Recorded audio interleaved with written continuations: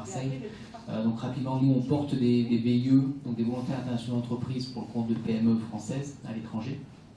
Donc je ne passerai pas trop de temps sur le volontariat, mais l'international d'entreprise, c'est un contrat français qui permet d'envoyer à l'étranger un jeune de 18 à 28 ans dans des conditions un peu spécifiques.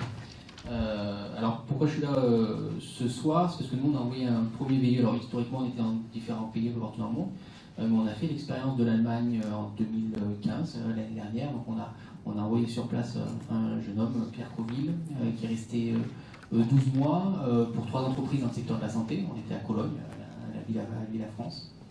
Et on a rencontré un certain nombre de difficultés pour trouver la perle rare. Donc je vais essayer de vous expliquer un peu comment ça s'est passé. Habituellement, sur des postes de VIE comme ça, on a beaucoup de candidatures. Là actuellement on recrute sur des pays comme le Canada, Dubaï, etc. On a 100, 150 CV assez rapidement. Là sur l'Allemagne, c'était assez pauvre. Il nous a fallu bien 1 mois pour collecter une dizaine de CV. Sur ces 10 CV, il y en avait peut-être 1 ou 2 qui tenaient la route. Le temps qu'on fasse passer les entretiens, ils étaient déjà pris ailleurs. Du coup, il a fallu qu'on se remette en question. Alors, initialement, le poste devait être à... Alors, excusez-moi pour les germanophones, pour la prononciation, ça devait être à Duisburg. Ça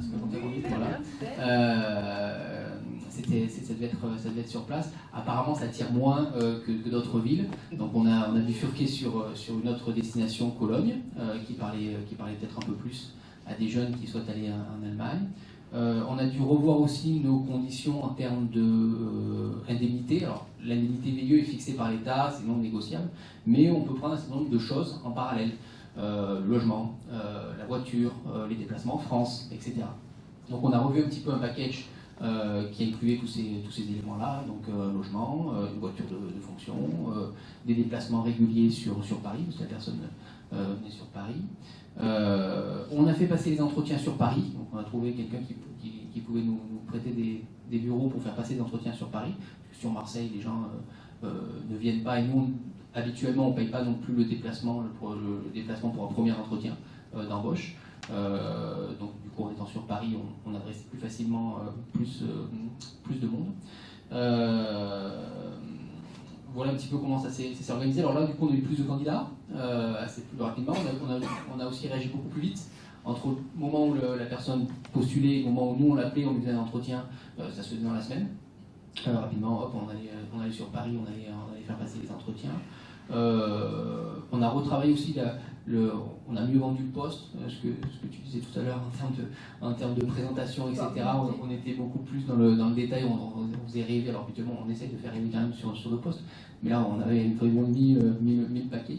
Et finalement du coup on a trouvé quelqu'un qui était très, très compétent, mais qu'on avait rouillé en 2 semaines, c'était fait.